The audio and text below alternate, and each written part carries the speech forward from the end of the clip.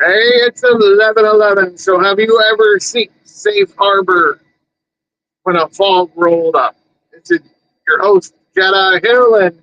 Anna, how are you guys? So we are somewhere in North Carolina. Almost to South Carolina. It's amazing. It's beautiful homes in this canal. Yeah, get you to see a few of them there turn. But I guess, well, I wanted to talk about how you set the intention, right? The intention was, yes, and the universe tests you. Right away, split second. So we're waking up. It's sunny, it's beautiful, it's warm enough, and It was like 70 first thing in the morning. so sunny. And then made plans to take off, to let the inquiry go, to stop at the marina to do a pump out and do something on diesel. And then I'm talking to my friend and I tell her my intention is to stay neutral to whatever is happening in the present moment. And like this, split second, you know what guys happened? Fog came out of the blue. It was sunny, and here we are going through the canal with fog. You cannot see anything. You can hardly see the marina. And then, Like a little bubble uh, that you just barely yeah, see the rain and anything past it for the gas talk. No, not a chance. yeah. So, and then, I take my deep breaths, exhalation longer than an inhalation, and I decided that was my intention. I have to keep the word, right? I told myself I'm going to stay calm. So we're going in. The current is fighting because we see the marina, and Jedi had to get to the marina and dock to do the pop out diesel. So we have buoys on our right side, starboard side. Jedi's fighting to like trying to get in, current is fighting. He's like going back and forth, circling, and and we finally decided. The marina people said probably need to do the from left side. So me thinking it's my job to flip the fenders, and the fenders is the ones that protect the boat. And to me, it's a job because it takes time to untie them. It's two plastic balloons on a string. Yes. So I had to quickly untie while he's turning around, and it's another channel, and he's turning around, and I untie the buoys and switch them from the starboard side to the port side, and I maintained my calm because I was neutral. I was like, okay, well, all roll beam, we cannot see anything. That's okay. We turned our lights because then I got to turn them down because the fog disappeared now. It's still about half to 3/4 of a mile out for the fog is the visibility now, where you were down to like 200 feet. Yeah, you cannot see so it. Yeah. Still leave those lights on for a little bit. Oh, well, so I guess the moral of the story is if you set intention and personal goal, God will always test you. And God is not doing it for to be mean, send you some bad lesson or something. You think that it's something bad because we as humans um, we judge, right? And for me, it's been hey, I've been learning to stay neutral. Whatever happens, we have a big breach, 65 feet. I know, mass. I'm not gonna go get touched by that, but it's just Oh, you should have seen her like a year ago, the first time we went under a bridge. And that was like 130-foot high one, so we knew it was tall enough, but it doesn't seem that way. So it's been a learning experience. We women, have a tendency to overreact and put the emotional charge to whatever is happening. And ladies, can you relate to that? Raise your hand. Let her know. Let her know that you can relate.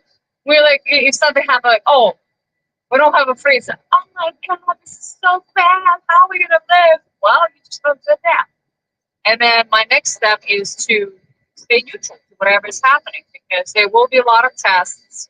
There will be a lot of lessons in life. And what we think on the surface is negative something, actually, it's a learning experience. It's something that you're learning and growing. And this is why we're here. We're here to learn and evolve on this planet, not to remain the same. So that's my story. It's a beautiful story. Yeah. I mean, she's come all the way from Siberia. The one that literally shipped into Siberia, the kulaks, to take away your farm and what you own, the means of production. Just as the communist Zoran is trying to do now in New York City. He said the silent part out loud, hey, we're going to fine you, even if you got little scratches on your door. You don't fix it, we're going to triple the fines. Then if you still, then we're going to do it for you. Charge you, and if you can't afford what exorbitant price, we're going to overprice you. Because the union workers are expensive. And then the state's going to put on their fee, so a $500 door becomes a $5,000 door. You can't pay it because they froze your rent. Now they're just going to steal your property, and they've said it out loud.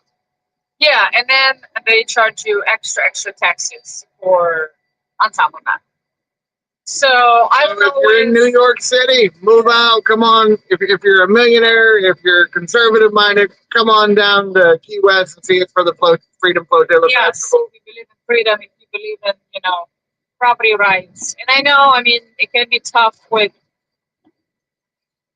living your whole life somewhere and then having to move. No, just the real estate itself, but it's a slow process. You get the workers. Get that fixed, whatever's going on with your real estate property. And absolutely, like they do not have a right to take your property because that's communist. We're a capitalist. Technically, we're a free market with some crony capitalism where the government's picking winners and losers. And if they're going to the straight point, you can't even be a winner. They're just going to steal your property from you. Like, get out of New York City now. If you're New York State, our Alcott people, or Dunkirk and others, we love you. Yeah. But if you're going to make it, I'm glad the property didn't go through. We tried to buy up in the middle of nowhere by the reservation, because if you're not on the reservation, New York itself has become hell. Good luck. God bless. Blessings. Absolutely blessings. But yeah. We're moving along. We're almost to South Carolina, guys. We're in South Carolina. Yes, I'm Scott. So if you're near Myrtle Beach or Hilton Head or Jekyll's Island, so we can talk about the Fed,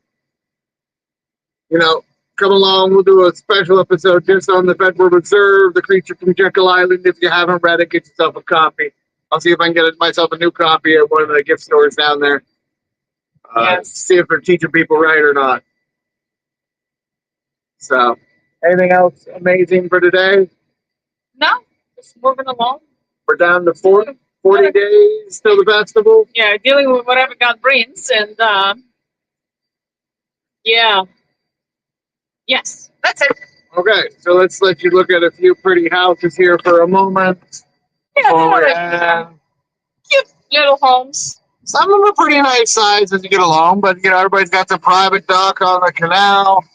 It's cute, yes. You can, get there pretty easy on stage. I like how they got little hills on these ones, so it's not right at the water level. Mm-hmm. Oh, yeah, absolutely. So you don't have to worry about the flooding, because some of them, it's like, their docks are going a mile through a swamp.